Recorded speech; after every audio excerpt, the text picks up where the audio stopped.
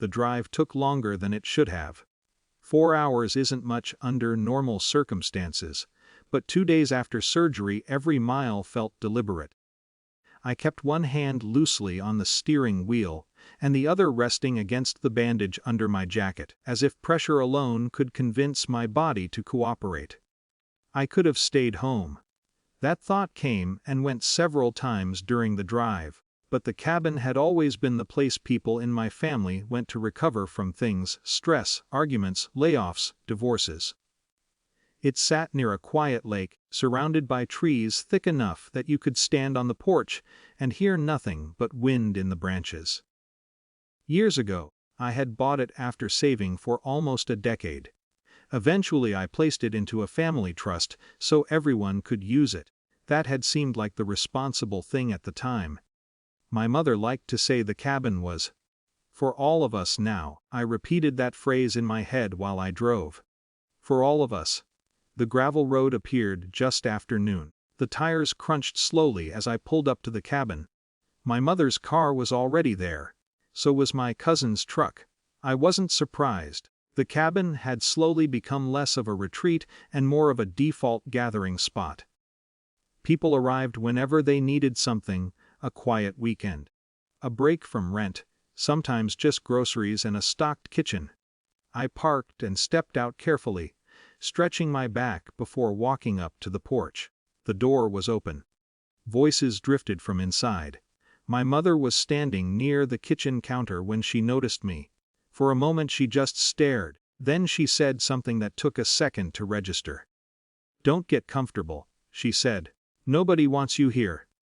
The room didn't react. My cousin kept scrolling on his phone at the table. Someone else was rinsing dishes in the sink. No one looked shocked. It landed like a normal comment, the kind that floats past in families where certain roles are understood. I stood there with my overnight bag still in my hand. "What do you mean?" I asked, mostly out of habit. My mother shrugged lightly. "We already have enough people here. You should have called first." The strange part wasn't the words. It was the tone. Matter of fact. As if the cabin had somehow rearranged its ownership while I was driving. For a moment I considered explaining the surgery, the drive, the fact that I had come because this place was supposed to be quiet, but the thought dissolved before it reached my mouth. I set the bag back down on the porch. "All right," I said. No one stopped me. The drive back felt longer. The medication from the hospital had started wearing off by the time I reached the highway. My side throbbed each time the road curved. I pulled into a gas station once just to sit still for a few minutes. I didn't feel angry.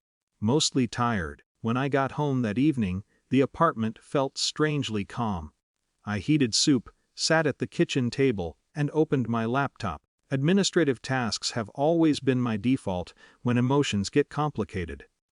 The trust portal loaded after a few seconds. I had created the structure years earlier with an attorney.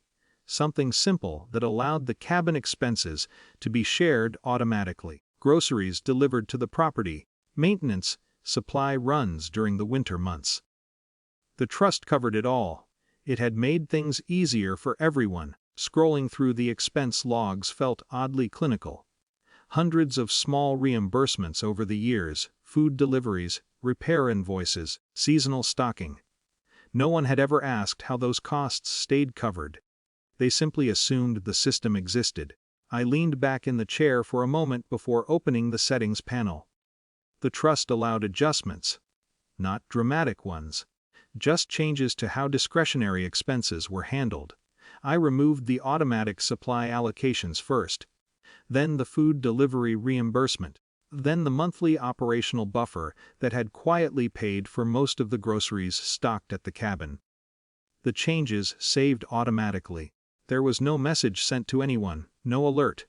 Just a small confirmation notice on my screen. I closed the laptop. 2 days passed quietly. Then my phone rang. My mother's name appeared. I answered. Her voice came through already tense. "Did you change something with the cabin account?" I looked out the window toward the street below. "What kind of change?" I asked. "We tried to place a grocery order," she said. The system rejected the payment. There was movement on her end of the line, voices in the background. Someone opening cabinets. They're saying the trust isn't covering supplies anymore. I waited. What happened? She asked.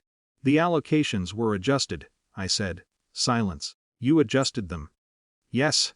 Another pause. But we're here for the weekend, she said, as if that should explain everything. Through the phone I heard someone say something louder in the background. Then my mother again, sharper now. There's barely any food here. I thought about the kitchen the day I arrived. The full fridge. The stacked pantry. How quickly abundance can disappear when people assume it will always be replaced. You'll have to manage with what's there, I said. Her frustration broke through fully then. We have no food. I hesitated before answering. Enjoy the leftovers. The line went quiet. Not with understanding. Just the unfamiliar feeling of something no longer working the way it used to. After the call ended, I set the phone down and returned to the couch. The apartment was quiet again.